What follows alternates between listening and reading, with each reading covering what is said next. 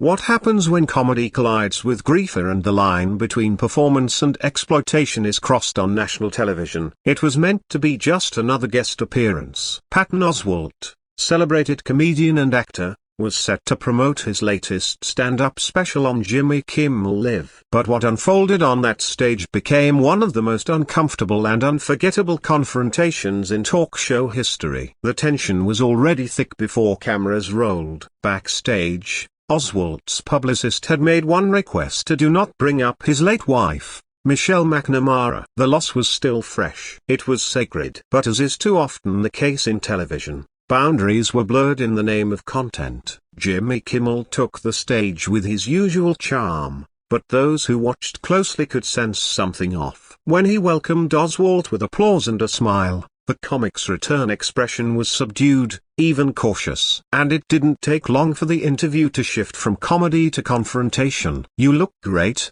Kimmel began. "How are you holding up these days?" A seemingly harmless question. But Oswalt knew what was coming. "I'm doing well, Jimmy," he replied, measured. "Thanks for having me." But Kimmel leaned in. "I know our audience is curious, and you've been open about this in your act. How has your comedy changed since Michelle passed? You've found humor in some dark places." The studio went silent. Even the crew seemed to sense the shift. Oswalt's jaw tensed. "I think I'd rather talk about the new material, Jimmy." But Kimmel wasn't finished. "You know I'm a fan. That bit you do about Michelle's medication of the pill bottles after she died, it's hilarious. Dark, but hilarious. Tell the audience about that." What came next was no longer an interview, it was a reckoning. "That's not appropriate," Oswalt said, his voice slower, sharper. "Those aren't jokers, so they're part of my grieving process. They're not for a late-night audience's entertainment." Still,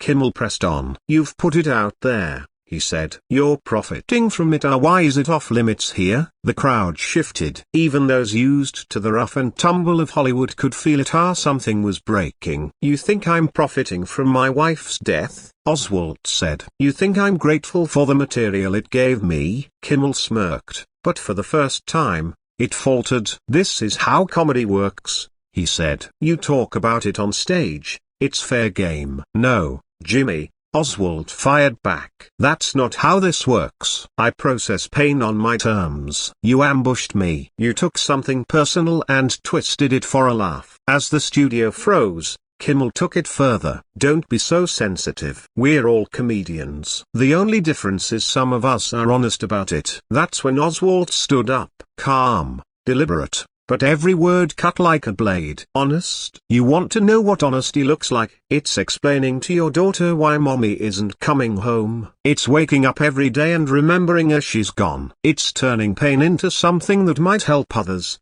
not feed someone's ratings." And then came the moment no one would forget. "You called her my dead wife," Oswalt said. "Like that's all she was. Not Michelle McNamara, the brilliant writer, the mother, the woman who hunted serial killers. Just my dead wife. How dare you?" Kimmel was silent. The band didn't play. The audience didn't move. Oswalt kept going, not shouting but with the steady, devastating clarity of someone who had reached his limit. "She was a person, Jimmy, a real person. When I talk about her, it's not for laughs, it's because I refuse to let her be forgotten." He paused. "And the saddest part? Michelle would have defended you, even after this. That's who she was." Kimmel, pale and defensive, tried one last time. "You're overreacting. This is just two comedians talking about the nature of comedy." Oswalt didn't flinch. "This isn't about comedy philosophy. This is about cruelty. You used my wife's death to get a reaction. You reduced her to a setup line. And now you're trying to make me the problem." And with that, Patton Oswalt removed his microphone, placed it gently on the chair, and walked off the set. "I hope this was worth it," he said as he left. "I hope the ratings were good because they came at the cost of your integrity and my respect." The studio didn't move. The cameras lingered on Kimmel's face,